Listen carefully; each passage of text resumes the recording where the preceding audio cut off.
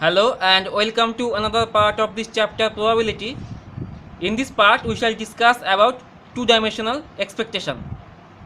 We have already discussed about one-dimensional expectation.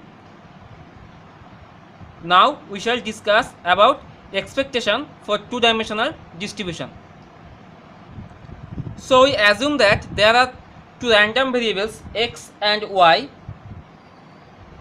where the bivariate distribution of x and y is given. The distribution may be discrete or continuous, and we suppose that there is one more function gxy. So gxy is a function of two random variables x and y. It is a given function. Now we shall define expectation of this function with respect to the bivariate distribution. So expectation in two-dimensional distribution is denoted by, as usual, capital E. So we shall define expectation of gxy,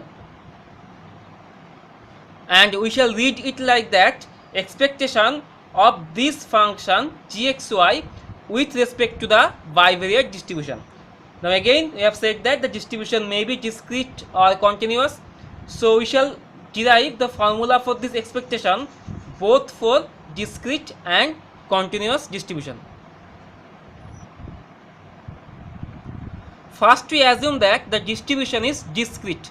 So in this case, for the random variables x and y, the spectrums of x, suppose we denote it by xi, and the spectrums of y, we denote it by yj. So these are given, and the order pair xi comma yj, these are the spectrums of the bivariate distribution. And we know that for discrete bivariate distribution, the mass at this spectrum point xi comma yj, this is denoted by fij. So this is the mass at this spectrum point. So the PMF or the bivariate mass, these are given.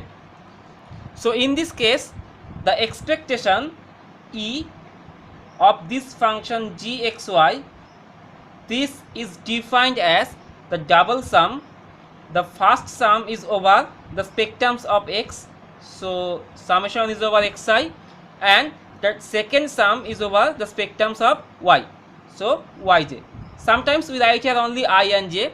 So double sum of gxi comma yj, it is multiplied by the mass fij. So this is the definition of expectation for discrete bivariate distribution. And the expectation this exists if the sum of this series is finite.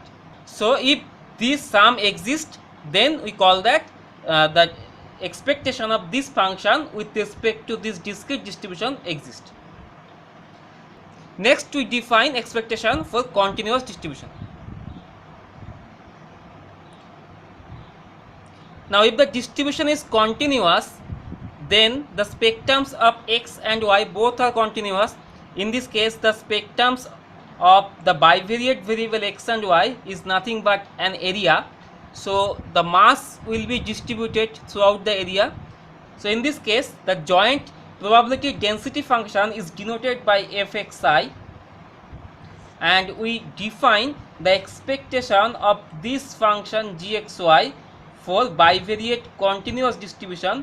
This will be double integration from minus infinitive to plus infinitive, and again from minus infinitive to plus infinitive of gxy, it is multiplied by the joint PDF fxy dx dy. So in continuous case, the expectation means the double integration of the function gxy multiplied by the PDF, and its double integration where range of x is from minus to plus infinitive, and the ranges of y, these are also from minus to plus infinitive. So these are the definitions of expectation in two-dimensional distribution, both for discrete and continuous distribution. Next we consider some properties of expectation, actually for two-dimensional expectation. These properties are very much same to that of the properties of one-dimensional expectation. The first property says that expectation of 1 is 1 and expectation of C is any constant, is C. We know that for discrete distribution, expectation of gxy is double sum. Now if we put gxy equal to 1, then it becomes double sum of Fij. That means sum of all the masses, and we know that sum of all the masses equal to 1. And again, in case of continuous distribution, if we put gxy equal to 1, then it is double integration of fxy from minus to plus infinity, both for x and y. And we know that for the PDF, its integration is 1 because sum of all the masses equal to 1. Therefore, both for discrete and continuous case, expectation of 1 is 1. Now if we put gxy equal to C, then if we take this C outside the summation or integration, then value of double sum or integration is 1. So expectation of C will be equal to C. We consider the next property, that is expectation of g1xy plus g2xy. So there are two functions, g1 and g2, both are functions of x and y.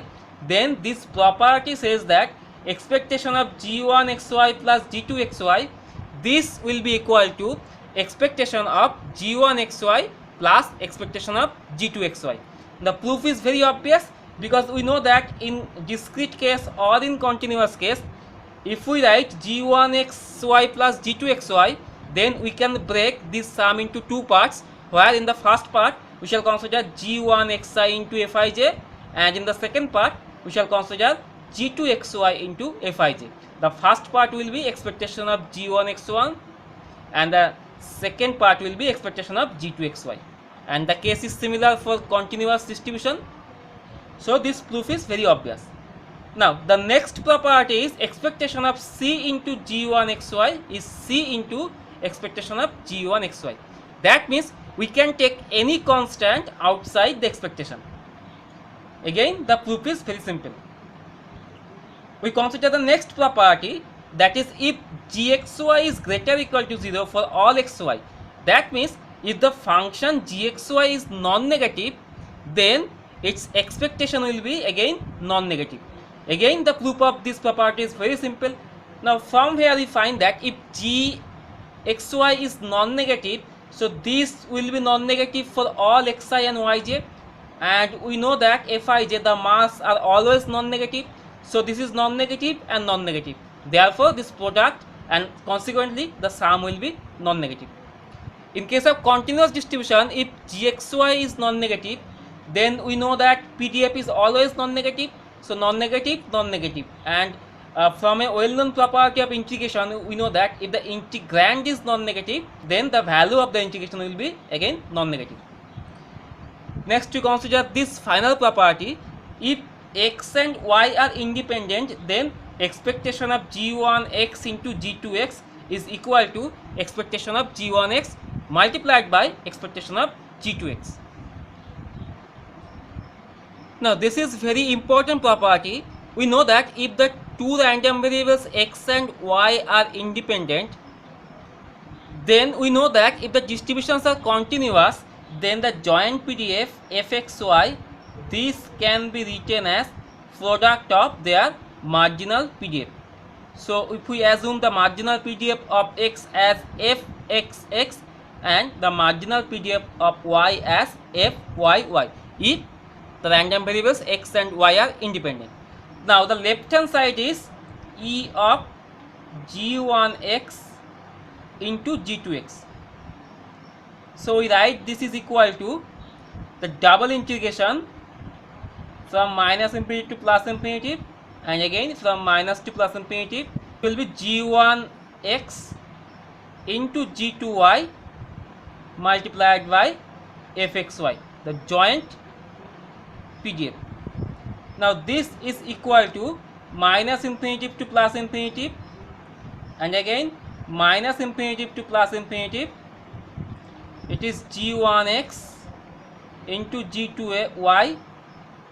Now if the random variables are independent, then this can be written as fxx into fyy. It is dx dy.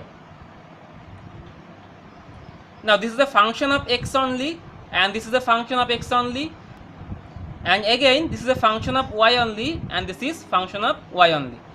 So we can break this integral into two parts.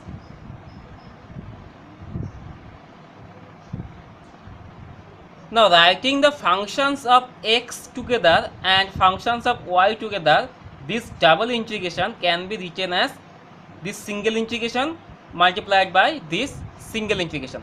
Now this is the marginal mass, and we know that the marginal mass fxx, this is nothing but the integration of the joint PDF with respect to y from minus to plus infinity. And similarly fyy, this is the integration of fxy with respect to x from minus to plus infinity. So if we replace this integral in place of fxx and another integral in place of fyy, then the first integral will be double integration from minus to plus infinity and from minus to plus infinity g1x into fxy dx dy. So this will be nothing but expectation of g1x, and similarly this will be nothing but expectation of g2y. So the proof is complete. And similarly we can prove that for discrete distribution, if the random variables x and y are independent, then expectation of g1x into g2y is equal to expectation of g1x multiplied by expectation of g2y. So these are some properties of expectation for two-dimensional distribution. Now we shall consider bivariate moments. We have already discussed about mean variance, skewness, kurtosis for one-dimensional distribution. Now we shall discuss the same for the bivariate distributions. We have defined moment about any point in one-dimensional distribution. Now in this bivariate distribution also we can define the moment about any point. Now this is expectation of x minus a to the power r into y minus b to the power k. This is called bivariate moment of order r plus k. That means bivariate moment of order this r plus k about the point a comma b. Since this is the bivariate moment, so we shall define the moment about a two-dimensional point. So the moment about the point a comma b of order r plus k is defined by this formula. Now if we take this point a comma b as origin, that is 0 comma 0, then the bivariate moment of order r plus k about origin will be e of x to the power r into y to the power k. This will be denoted by alpha rk. This is called bivariate moment of order r plus k about the origin. Now in particular, if we take r equal to 1 and k equal to 0, then we get alpha 1 0. This will be expectation of x. So this is nothing but the one-dimensional mean of the random variable x. This is denoted by mx. It is called marginal mean. So it is called marginal mean of x. Similarly, if we put r equal to 0 and k equal to 1, then alpha 0 1, this will be e of y. This is denoted by my. It is called marginal mean of y. Similarly, if we define alpha 1 1, then this will be expectation of xy. This is called the bivariate moment of order 1 plus 1 about origin. Next we define central moment. We know that central moment is denoted by mu. So this is called central moment of order r plus k. This will be equal to expectation of x minus its mean, which is mx to the power r, multiplied by y minus its mean, which is my to the power k. This is called central moment of order r plus k. In particular, if we consider r equal to 2 and k equal to 0, then mu 2 0, this will be expectation of x minus mx square. This is called marginal variance of the random variable x. It is denoted by sigma square x. It is called marginal variance. Marginal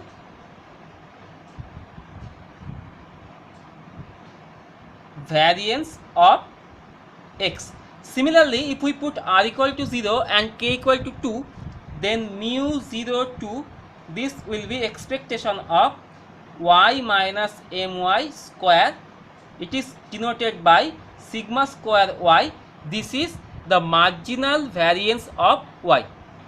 Similarly, if we want to calculate skewness, then we shall put r equal to 3 and k equal to 0. Then we shall get expectation of x minus mx cube. This will be called marginal skewness of x. And if we want to find the kurtosis, then we have to put r equal to 4, k equal to 0. Then we shall get mu 4 0, which will be expectation of x minus mx to the power 4. This is called marginal kurtosis. So these are some well-known moments. Now we shall define a new moment which will be called covariance. Covariance of x and y. And covariance of x and y, this is nothing but the central moment of order 1 plus 1. So mu 1 1. By the definition, this will be expectation of x minus mx into y minus my. This is called covariance of the random variables x and y, and it is a mu 1 1. That means the central moment of order 1 plus 1. Now sometimes this can be written as expectation of xy minus mx my. We shall prove this property in some later part. So the covariance can also be written in this form, expectation of xy minus mx my, or this is alpha 1 1 minus mx my. Covariance determines whether there is any relation between the random variables x and y or not. So we shall discuss about this covariance in some later part.